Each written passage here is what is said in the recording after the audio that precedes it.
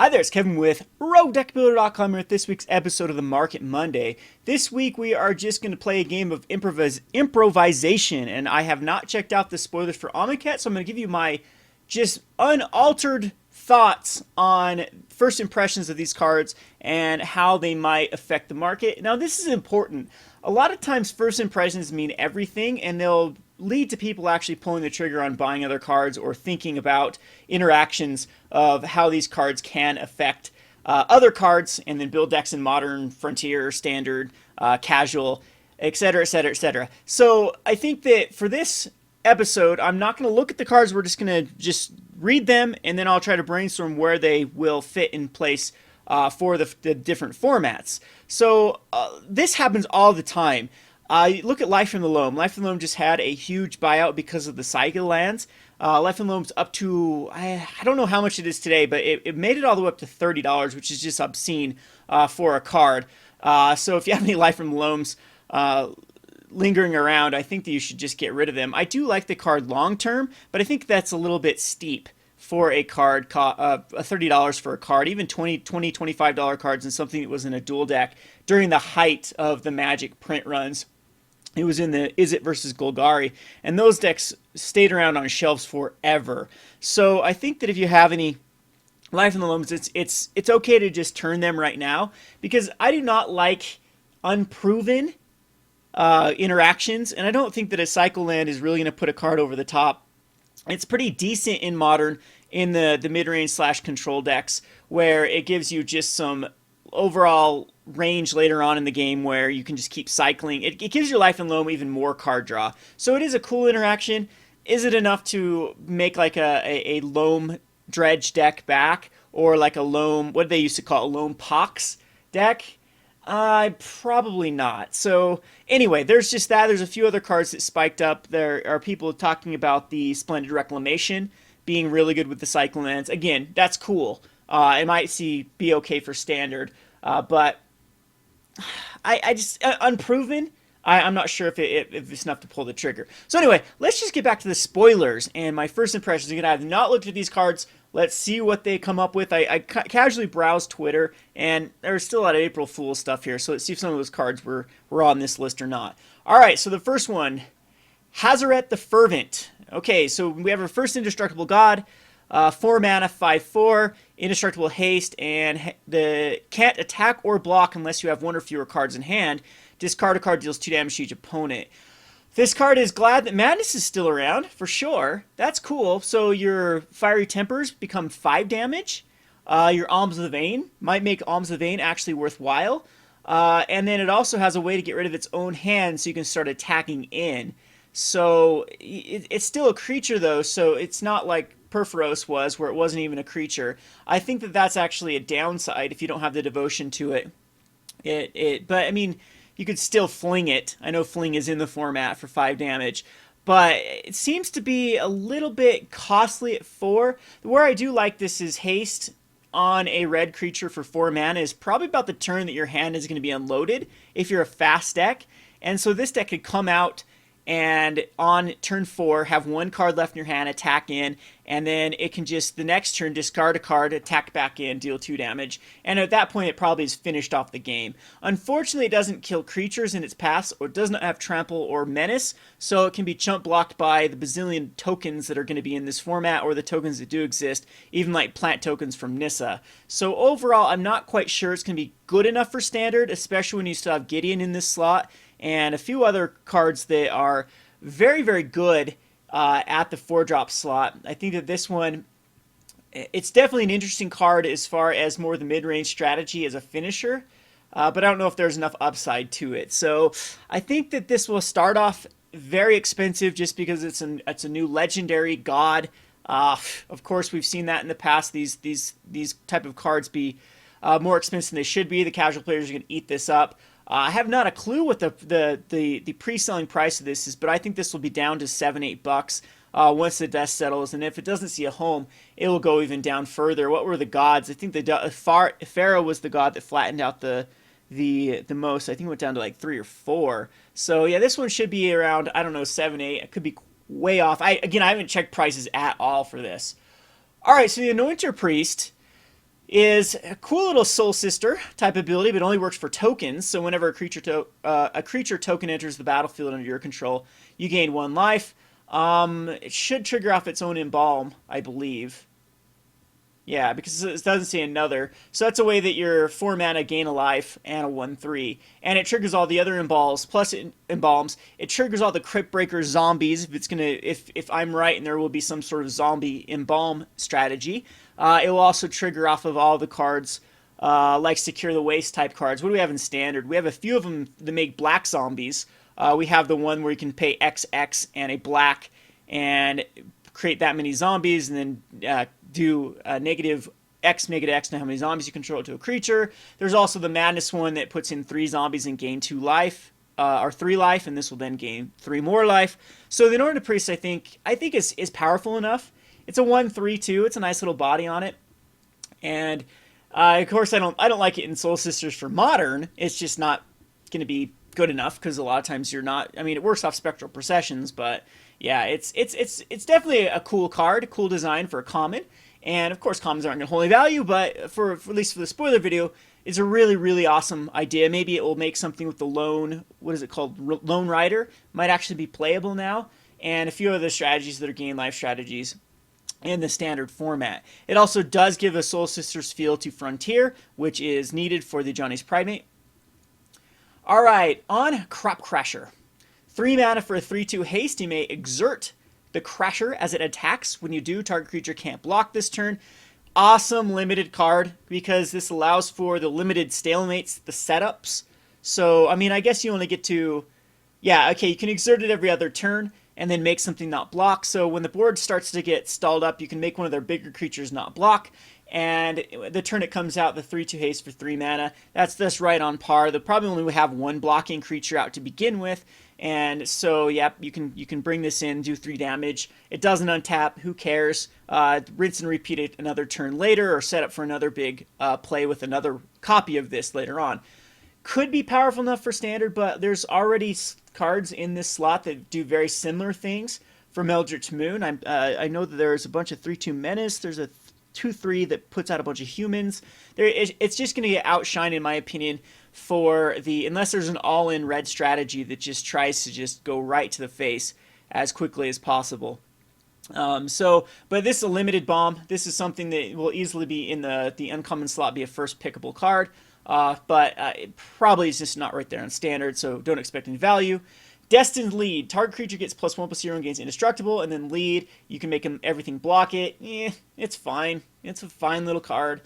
Nothing too snazzy. I'm thinking Commander decks will like it for everything has to block a creature with Death Touch indestructible. Alright, Limits of Solidarity. Gain control of target creature until in turn untap it, gains control, or gains haste. Blah, blah, blah. We see these in every set. This one does have cycling. Sure. Flame Blade Adept. Menace, 1 mana. Whenever you cycle or discard a card, it gets +1/+0. Wow! That is a pretty powerful... Okay, so it's whenever you cycle or discard a card. So cycling doesn't give it +2, because cycle, you discard a card, is part of the cost. So I don't think it should trigger twice, right?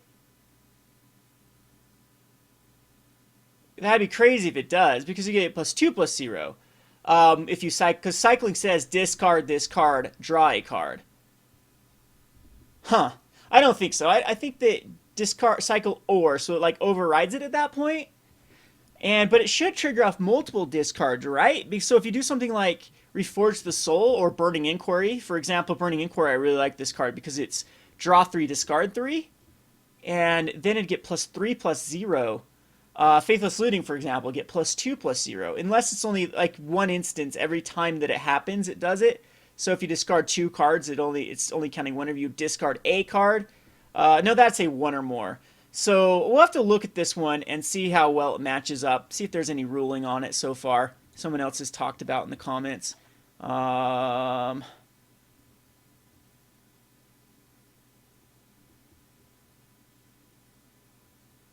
They're talking about Lupine Prototype, and it is a wolf, isn't it? These are jackals, though, because it doesn't want any cards in hand either.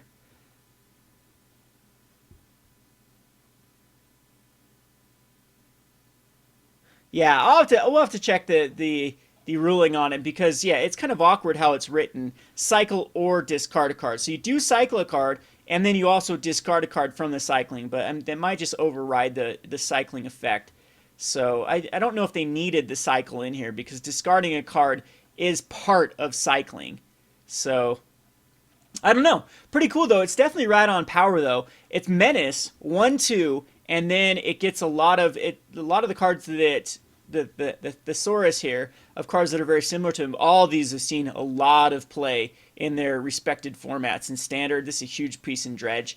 And in dredge, this also might no, not in dredge type strategies, but a lot of the strategies that do discard madness is still in this block with Eldritch Moon and Shadows of Innistrad, and Madness also does discard a card. So you discard it. I don't think Madness, doesn't replace the because you discard then exile. So I think it will still get the trigger. So yeah, red pairs up very well. We might see a return of red in the return of red aggro. I mean, the sets are so aggressive right now as it is, though. I don't know if you can get more aggressive than the vehicle strategy. I mean, so that curve is on par with like what Modern Zoo can do. So anyway, we'll get on to the next card. Really like this card. I think this will be your dollar uncommon, $1 to $2 uncommon, because it will see a home. And it's very interesting as far as, too bad it's not a common though for Pauper. It might be a little bit too powerful for Pauper, but there's some insane stuff you could do in Pauper with the Flame Blade Adept. Again, Waste Not decks, this kind of seems pretty cool in Waste Not with the Flame Blade Adept, them being able to, hey, the Anointer Priest seems pretty cool in Waste Not as well, but the Flame Blade Adept being able to just get huge off of the Waste Not strategy by self-milling. Think of like Reforge the Soul and Dark Deal. It gets huge in one turn. So even for 8 on turn 2 or turn 3 or something like that. I don't know what it'd be exactly, but I like this card a lot. All right, the Nest of Scarabs. So whenever you put one or more -1/-1 counters on a creature, create that many 1/1 black insect creature tokens. Of course, we're thinking persist here.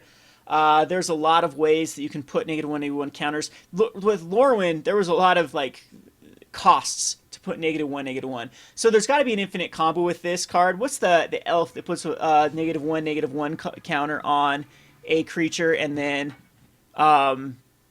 so you put a -1/-1 counter on a creature, and then it taps for a green, and then it untaps. Yeah, you untaps, you put a -1, and then you can get rid of that counter. So I don't think it really. Malaria doesn't work with it though, because Malaria just prevents those counters from going on. So there's gonna be some infinites with this Nest of Scarabs. You mark my words. So it is. Let's hope it's not like another one in standard that someone comes up with, because we're already sick of infinite combos in standard. All right, Crocodile of the Crossing. 4 mana for a 5/4 haste in green. Haste is coming back to green. When it enters the battlefield, put a -1/-1 counter on a target creature you control. So this is probably going to be a pretty decent interaction because it will go on creatures that may want. I mean, it's kind of funny these two are right by each other because they synergize quite well. So if you have to put it on your own creature, it's still a 4/3 haste for 4 mana, which is kind of cool for green because green doesn't have the greatest options for haste. And a 5/4, it still just might not be a impactful enough card when you're comparing this like Bristling Hydra. This is the exact slot that Bristling Hydra's in, or 1 more mana is the Verdurous Gearhulk. That is going to be quite. It can't compete in that slot. So unless there's something that absolutely wants the -1/-1 counter, I don't see this seeing standard play, but it's going to be a great card in limited. The card touch of Solidarity. Enchant a creature control, enters the battlefield, create a 1/1 white warrior creature token with vigilance. Enchanted creature gets +1/+1 in first strike. So it creates a. So you buff up one of your creatures and also get a 1/1 warrior token with vigilance. So huge bump. I think this is actually playable in Pauper. Yeah, this is a pretty cool card in Pauper because it might go in the Bogles list in Pauper because it gives you a very, very key card that you need to get around the target player sacrifices a creature like the Innocent Bloods and the what's the Chainer's Edict. Yeah, this is gonna give a lot of value to Pauper. Because what they're using right now is what like Colony Heart or not Colony Heart, Colony the land that produces a 0/1 plant to help you protect against that. And now you can just use another enchantment to give a 1/1 warrior that then can be sacked to those type of effects. Pretty sweet card, and I'd highly pick this up too. I don't think it's first pickable a lot of times in draft, but it's definitely those fifth and sixth slots. You want to eat these up. If you're still seeing these available, you know that strat, the white is wide open, and it's just a value card. All right, Trial of Knowledge. When Trial of Knowledge enters the battlefield, draw 3 cards and discard a card. And when a card touch, is that how you say card touch? Cartouche enters the battlefield and you're going to return it to your hand. Wow, so there might be a lot of these, one for each color, I would assume. And this one is pretty good because draw 3 and discard a card is for 4 mana. It's pretty powerful. That's playable for sure. Usually what you want for your looting cards is going to be, if it's going to be sorcery speed, it's going to be 3 mana though. Think of the ones that have been impactful in the past. Have been 3 mana. The draw 3, discard a card unless it's a land, discard 2 unless it's a land. That's compulsive research. 4 is the defining turn in Magic the Gathering. It's like the turn you want that threat to be established, or you want to be able to get rid of your opponent's threats. But it's a nice little Madness enabler, nice little Prized Amalgam enabler, and draws a ton of cards at that point, and then can rinse and repeat. We'll have to see what the other cards that work with this are going to be, especially one out of blue and black. Jeru's Resolve, or Daru's, whichever is the silent in the DJ Jeru's Resolve. That's the best way to say it. DJ, that's a cool. DJ Eru. Untapped target creature prevent all damage that would be dealt this turn. Cycling. Sure, it's fine. Cycling's cool on this card. It has 2 abilities actually that are really good in draft. One is by just untapping a creature, so it can be creature removal for white. You just have to get a little more creative by untapping one of your creatures to block one of your opponent's creatures. And also, preventing the damage is fine. Protects against burn spell, can be proactive in a combat trick. So you attack in, prevent the damage, kill their blocking creature, and still have something to block. So don't underestimate this card in Limited. These are one of these cards you want to pick up late, though. I don't think that there's too much synergy if you pick these up early. In Oketra's name. Oketra. Oh man, these Egyptian names are going to plague me the entire season. 2 mana zombies you control get +2/+1 until end of turn. Other creatures you control get +1/+1. That is insane ability. Wow, and that's Pauper too. That's right on Pauper with the common. +1/+1 to all creatures. So forget the zombies. +1/+1 is not bad for 2 mana. But then if they're zombies, they get +2/+1. So again, it's really pushing this white-black zombie strategy, and mainly the embalm strategy. But even just for a token-based strategy in Limited, +1/+1 to all creatures you control is huge. If you ever played Zealous Persecution, or a lot of times you want the pump spell to be +2/+0, but this is definitely acceptable. So again, most of this is commons, uncommons. These are the cards that have started off at $10. These were spoiled a few days ago. These are cycling with the double lands in. These would actually be pretty decent even if they didn't have the cycling part to them. So this is now the 3rd land, or 4th now in the history of Magic the Gathering, that has 2 land types in its name. You have the original duels, the shock lands, the Battle for Zendikar duels, and now we have these cycling duels. People are trying to call them bicycle lands. And the 2 that I think are really good are going to be the Sheltered Thicket and the Canyon Slough. So these 2 are the ones that can be put in Scapeshift, and they are really good in Scapeshift because this allows a different type of Scapeshift. Again, people are really looking at the Splendid Reclamation as a new Scapeshift card in Modern, because you can just start cycling these into your graveyard, and then when you use the Splendid Reclamation, it brings back all lands, and then that is another way to basically lethal your opponent, is you have enough of these in your graveyard. So I'm not sure if that's a better route to go than just good old Scapeshift. The thing that I don't like about in Scapeshift is you never wanted land to come into play tapped, because you are a combo deck that's trying to combo off as quickly as possible. But definitely keep your eye out on these 2. They're going to be very good cards in Standard from here on out, but they aren't the greatest card in a lot of strategies that absolutely do not want a land to come into play tapped. Like the irrigated farmland would be weird in the old Spirits deck, because the Spirits deck's all about the curve. You want the 1-drop, the 2-drop, the 3-drop, the Gideon. And if you do the 1-drop, and then or you don't do the first turn 1-drop, then you're leaving yourself wide open to, I mean, that's really the only scenario that I would see. Instead of the Toolcraft Exemplar or the Thraben Inspector, a creature comes into play tap, or this comes into play tapped, and then you just skip to your 2-drop, to your Heart of Cran, and then your 3-drop, and then so forth. But it just seems too tough. If you, yeah, playing the gates from when I played in Pro Tour, Dragon's Maze, just showed me how bad lands are that never have the option of coming into play tapped. You think that the fixing is worth it, but 9 times out of 10, it's going to screw up your Magic is all about curving, and there are certain formats that are all about curving. The one land that I think that people do really want is the Fetid Pools, because in a black-blue control deck, and I guess white-blue control deck, these two are the ones that are probably better for the card advantage to cycle a late land. If you're playing like a 27, 28 land count deck, 26, 27, 28, then late game you can just cycle these away, and that's fine. Or you can just put a land into play tapped, and like turn 3, turn 4, still keeping up your control, and you're still trying to get to the Torrential Gearhulk. You don't need it out immediately. It's not going to screw up your play by putting this into play tapped. That's when these things get good. But these ones up here, I guess these two especially in the more aggressive draws, and then if you're thinking like a white-blue aggressive draw, especially now into like Bant colors, they're going to make for some very awkward scenarios coming into play tapped. So the cycling is really, really cool on these.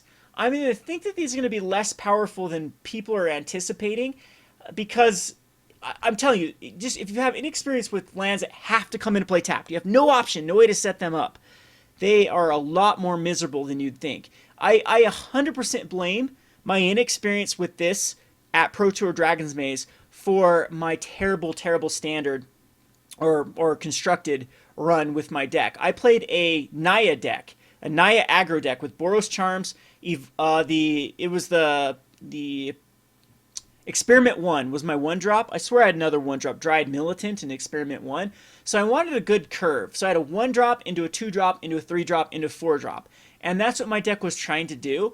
And I did run I ran all the shock lands, but I did run some gates as well, just to make sure that I fixed. And the gates cost me so many games. So many games that the gates had to come into play tapped that it screwed up either my 1-drop, either I'd have a hand with like a 1, 2, and a 3-drop in my hand, or even a 4-drop in my hand, and then 3 lands, one of them being a gate. And then I had to make a decision. Do I want my Experiment 1 or my Dryad Militant to start getting aggressive, and then have my 2-drop?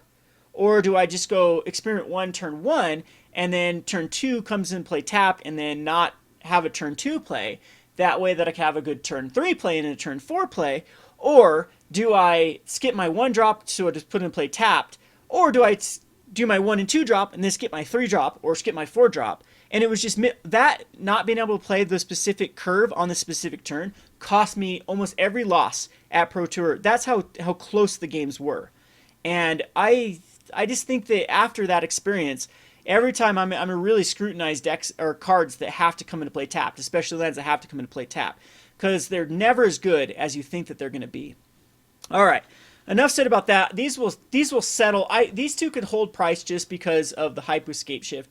I don't know. There could be some combos though that the cycling just becomes so relevant that these cards become highly sought after. Commander, for example, will definitely want these because Commander is not that big of a deal if a land has to come and play tapped. But Standard, be warned about them in Standard. I don't think that with the mana base that we have at the moment, these are going to be the least popular in my opinion. All right, the other cards that I haven't talked about on this is Aven Mind Sensor. I think the Aven Mind Sensor is going to go all the way down to a bulk rare, or slightly above, like $1, because it fell out of favor with Modern a long time ago. It's just kind of awkward in the Vial decks. The Aether Vial decks usually don't want the Aven Mind Sensor, so they can just use a better card to the converted mana cost 2. And it sees sideboard every now and again, but when this card got a lot of its price value increase, was when in Modern it was a heavily played card at the very beginning of Modern, and it just kind of had price memory from there on out. But it's actually lost a lot of value since its huge price increase. So this is just showing us how far ahead like the Wizards planned. So they probably started designing this set years ago when Avid Mind Sensor was a highly played card in Modern, or at least had a good price tag. And it seemed like just a huge, like almost like a inclusion that would sell the set. But I don't think it's going to be that great in Standard. Not a lot of searching at the moment in Standard. And a 2-1 flash for 3 mana is competing with a bazillion other cards in that slot that it just doesn't have the kind of punch that the other cards do. And same thing with Modern. It's just fallen out of favor for other cards that do very similar things. So at this moment, I don't think it's going to be worth a lot. Maybe price memory will keep it high for a while. But if you pick up Avid Mind Sensors and they're pre-selling, I don't know what they're pre-selling for, but if they're pre-selling anything over $1, get rid of them, because this is a card that's at a rare in a set that will most likely be open quite a bit, is going to just drop in value. All right, the Renewed Faith. 3 mana for a cycling card. Whenever you cycle it, you gain 2 life. So 2 life draw a card, 3 or for 2 mana, not bad. It's great. It's okay in draft. It's the perfect card for your 22-23 pick. If you're like, oh man, I need something just to fill the last slot, this is it. Anything that gets value off of cycling is great too, or gaining life, because it doesn't really cost you anything. Not bad. The Prowling Serpopard. Cat Snake 4/3 for 3 mana. Can't be countered. Creature spells you control can't be countered. This card is going to be an awesome sideboard card in many Modern decks because of the can't be countered effect. And it also, it passes the Collected Company test. How I hate the card Collected Company for both Frontier and Modern, because it makes you pass the test. 4 drops are unplayable. 3 drops are broken. Because of how it works with Collected Company. So this one does pass the Collected Company. This is the card that I think is going to be the Tireless Tracker or the Sylvan Advocate of the set. It's going to go in tons of decks just because it's got a nice body. And if counter spells are relevant, which they're starting to become more relevant because of cards like Metallic Rebuke, then I think this card is going to have a lot of a factor in the current standard standard set. It's also going to be great in Frontier. Jeskai control is still big in Frontier, so is 4-color control. Mardu Blue is what they call it, or even like the Jeskai Black, or all those like control base shells that do run a lot of the more counter spells. The Prowling Serpopard is going to be very good at stopping those. So I think it's going to be the $5 rare in the set, because it does have the body to go along with it. Some other cards that I haven't talked about so far is all the inventions. There was a huge backlash of inventions, which actually might lead to these being more valuable in the long term than, like, you can get into these at pretty cheap, I would say, just because everyone hates them. But you never know. You never know that sometimes bad things hold a huge price tag. And they're unique, for sure. People hate the artwork. The only thing I really hate about it is just, I don't know. I could care less. I hate foils anyway, so I'm a bad person to talk to about these. They're fine. Give collectors something to collect.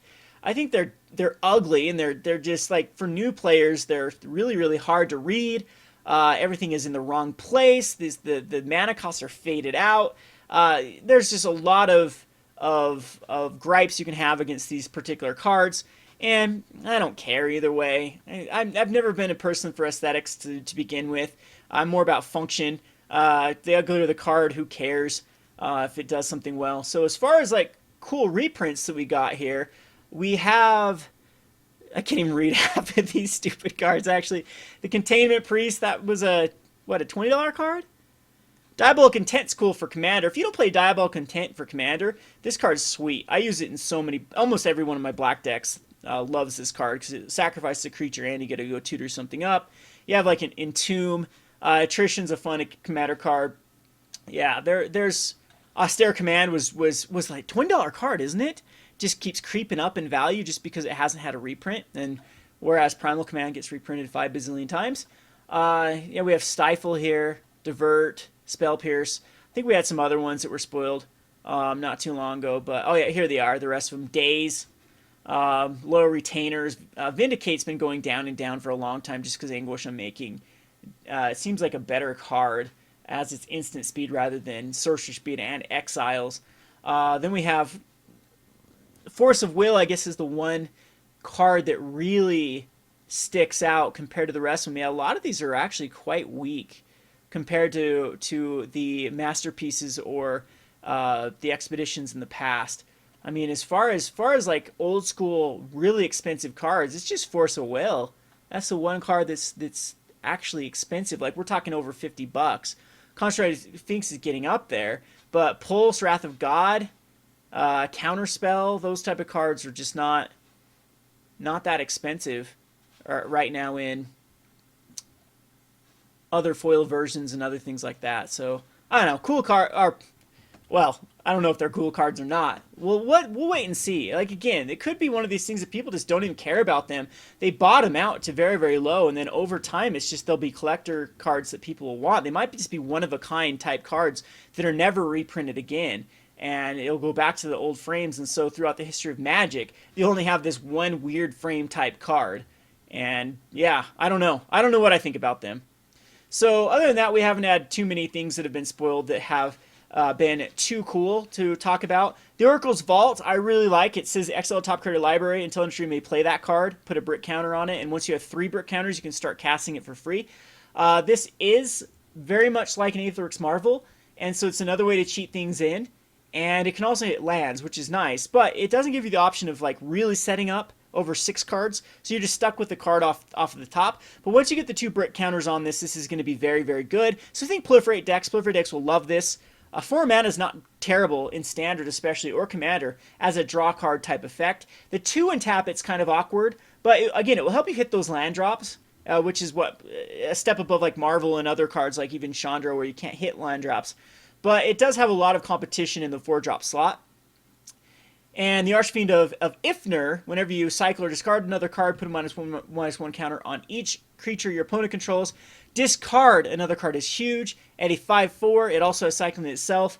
The Archfiend actually does seem like a card that will be playable in the standard environment, and actually might be playable in other cards just because of the control aspect of discarding a card. It synergizes with Liliana. Each player discards a card and put a -1/-1 counter on each creature your opponent controls.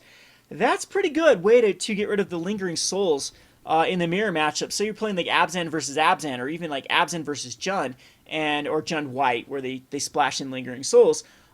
This is a great way to get rid of those Dark Confidants as well. So I wouldn't put it past Jund making this actually a viable option, because there will be some cards that you can synergize with in Modern, and this can actually have a very devastating effect. So think Liliana here.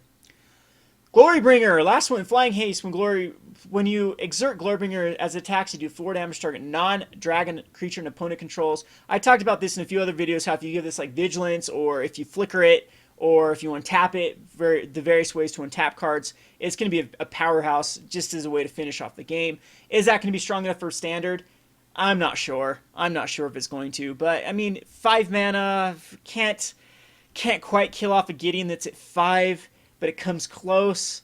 And they can, after it attacks, then they can still crew the Heart of Quran. So that's a huge, huge downfall to the Glorybringer.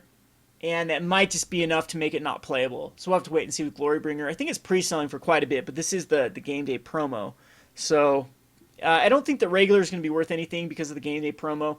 Typically, game day promos do flood the market with a number of cards, and it just makes the regular version not be able to hold the greatest value. Even look at Languish. It was tough after the promos came out for it to hold too much value, and that was a very, very sought-after, highly played card. The Planeswalker deck cards are pretty sweet too. The Gideon and Liliana both seem pretty powerful. This is blurry versions. Just go Google it if you want to see what they do. But if they are a preview of what the cards will do, Liliana's going to be powerful. Gideon's going to be very powerful. Turning into creatures, controlling the board. I hope we don't have another format that is just completely dominated by the Gideon. So overall, I don't think we've seen the too much of the pieces that I think Amonkhet has to bring. Very few rares and mythics have been spoiled. I'll try to keep you updated as time goes on. So far, I do like the mechanics of the set. I think the cycling is awesome. The madness interactions with a lot of the red cards that want to discard cards. Same with the black. So black-red madness might come back. The -1/-1 synergies are going to be great. Cards that you synergize with that you really want to... I think that Eldritch Moon is the set you want to focus on as time goes on to see what kind of synergies you can find with A, zombies, B, discard, so madness, and I would say, yeah, just really focus on those two and see if we can get a deck together, especially with this God type effect. Does look very viable. If we get any other life gain type effects too, look at the Lone Rider and other cards that actually gain life. Authority of the Consuls looks good here too, and then we can start formulating what cards will actually see play in Standard. This is a great time for investing in Standard cards that have hit their bottom, because this is what my greatest spec that I've ever done was Hellrider. So during the time period, I knew that Delver was just too strong, and it was keeping back cards like Hellrider because you could just bounce it back to your hand, and a 4-mana spell was just unplayable at the time during Delver, during Scars of Mirrodin and Innistrad. But once the Vapor Snag and a lot of the Ponderous Preordains rotated, then Delver was no longer playable, and it set back up to more mid-range type strategy, and Hellrider was perfect for beating up on the mid-range strategies, and it went from a 50-cent card to an $8 card overnight. And it was just because I was able to identify a card that was holding a card back. So I guess this isn't quite rotation, we're just adding another set. So once rotation hits, that's when you really look at like these type of cards. If these cards, for example, are being held back in Standard for a particular strategy, like Gideon, for example, once it rotates, then you look at the cards that are going to be around, and then and pull the trigger on those cards. So Amonkhet probably won't have the greatest impact on Standard just because we have some really overpowered cards and overpowered strategies. I don't think Saheeli is beatable, and I don't see anything so far from the set that can beat Saheeli. Just the amount of both the Whirler Virtuoso and the Rogue Refiner are just the best 3-drops in their slot. There's no point to playing other 3-drops in the set because they just clog up the board so well and draw cards and can turn the tides and become aggressive. And so far I haven't seen anything that really stands out from Amonkhet. So we're going to have to wait. I think Standard is pretty much ruined until we get a rotation or another ban, or if we have to wait and see if Liliana and Gideon are that busted. But we'll have to wait and see. Anyway, hope you enjoyed this video. Regardless, I'll get back to the swing of things with regular Market Monday videos after spoiler season is over. We'll talk about when's the best time to get into Modern Masters 2017, which is still climbing in value for some weird reason. Let the hype die out, and then the fetch lines will probably go back down. Crazy that Scalding Tarn's back up to 55. So I don't know, it might be worthwhile to just crack some more Modern Masters booster boxes. Still out of 6 boxes, though, I've not cracked a Tarmogoyf or a Liliana. Kind of crazy. Anyway, this has been Kevin with RogueDeckBuilder.com. Thanks for watching.